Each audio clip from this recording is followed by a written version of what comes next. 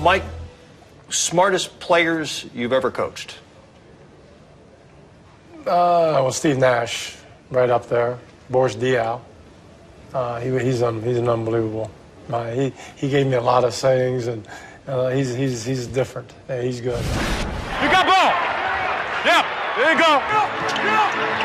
Oh yeah, oh yeah, oh yeah. The one guy that probably stood out, I think, Shane Battier in Houston. He would study everything, and he stood out. Tracy McGrady was really sharp, and great feel for the game and understanding Rajon Rondo, the way he would see a game and understand what he was looking for. You know, I thought Kevin Garnett, very high IQ, Paul Pierce, you know, those guys, Luol Deng, they all had the ability, too, to think on their feet and see things in a game, like, very quickly and could take advantage of things. And like Mike, I think I'm leaving a lot of guys out. Yeah, so. You know, there's a lot of smart guys. That was a pretty good list right there. Yeah, that's pretty long. I was thinking the same thing. Said a lot of smart players. Yeah. Smartest player you ever coached or coached against? Well, I think Rick may have answered this question last year. It was Jason Kidd. You know, he was.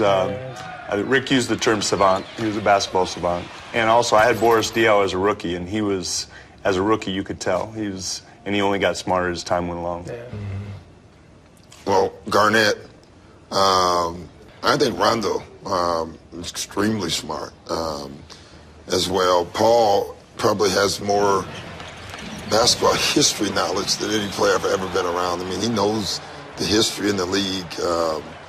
Chris Paul is another one. We were talking last year. Armand Hill, who's one of my assistants, about a game that we played in Boston against Miami. We're talking about a play, and Chris Paul remembers the play, and he's talking about the play. So those are the type of guys, and Blake is another one. Blake doesn't get his due because he's an athlete.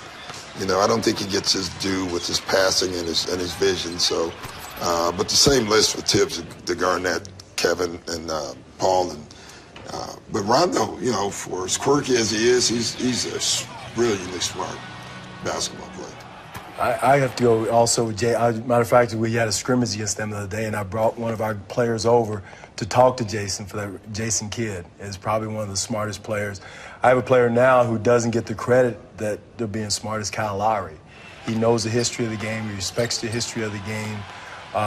You know, knows the game, and has become a coach on the floor. Kevin Garnett, had him in Minnesota. He's a computer on the floor. He calls out the other team's plays. He'll relay it back to the bench, and if you don't know it as a coach, he'll let you know about it. You know, he will let you know about it. Yes, he will. So, and probably the player, and I'm forgetting it, and Gary Payton was one of the smart player, different type of smart, but a very good athlete and could think on his feet.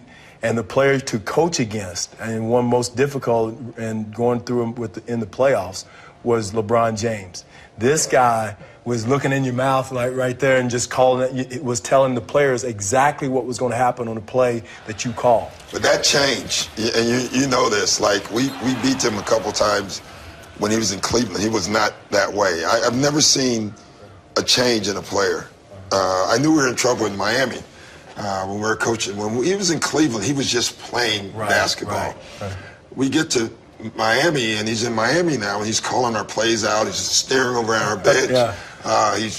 He's reading stuff, and I remember saying, "Oh, this is not good." You know, there are a lot, and Dwayne brings it up. There's when you're drawing a play in a timeout, and Garnett was one of them. Like you had to figure out. Okay, how is Garnett going to screw this play up? Yes. Because, and there are guys out there, Rasheed Wallace or Rondo or LeBron. There's Marc Gasol. I mean, there are so many, as an opposing coach, that one guy can screw things up for you. Who's the player, past or present, that you haven't coached, you'd most like the chance to coach?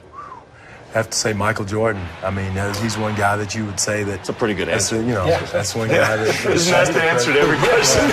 To a lot of them, yeah. And Bill Russell. Bill Russell. Bill Russell's the other one. I mean, just to have a guy like that who's a competitor. And I'm saying in time, I think everybody's going to look at KG like a Bill Russell. Probably not the number of rings, but that type of athlete, that type of competitor. And I would just love to have the opportunity to go say sick him.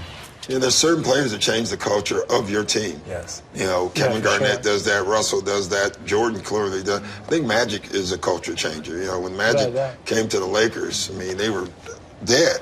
And, I remember the first game they beat San Diego, the game-winning shot, and Magic jumps in Jabbar's hands, and he's looking at him like he's nuts. But they changed the culture. So those are the guys. I would have loved to coach Magic Johnson. That would have been a lot of fun. Ditto. Yeah. I mean, those Bird and Isaiah. Too. Bird, Isaiah. I think what Doc said is a guy who can change the culture of your team, winning, and this is how we do things. And there have been so many of those players throughout the game. I mean, it's when you start making these lists. You're going to leave somebody off, or it goes forever. Who's the most challenging player you ever coached? I would say Gary Payton. That's where I was going. Gary Payton, I love him to death. He's a competitor. But as Frank Furtado, our trainer in Seattle, used to say, everybody has their day in the barrel with Gary.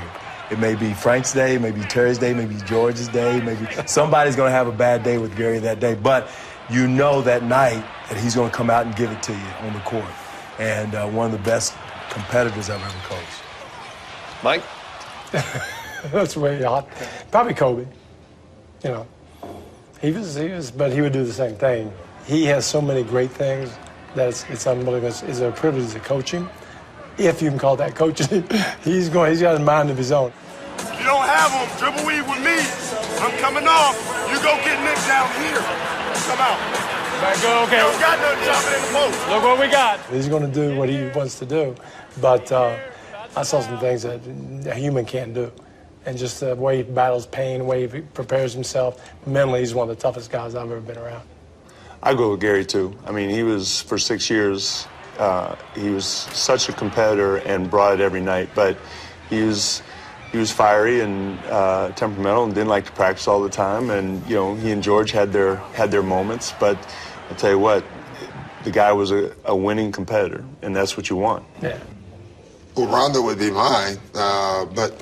I think when people say the most challenging, I think they take that into a negative light. Right, not necessarily. But Rondo was challenging because of his brain. He had his mind of his own at times, and you had to get him to think your mind at times, and so he was challenging. It's amazing how close we are now because of that. So, I would say him for sure. Tibbs?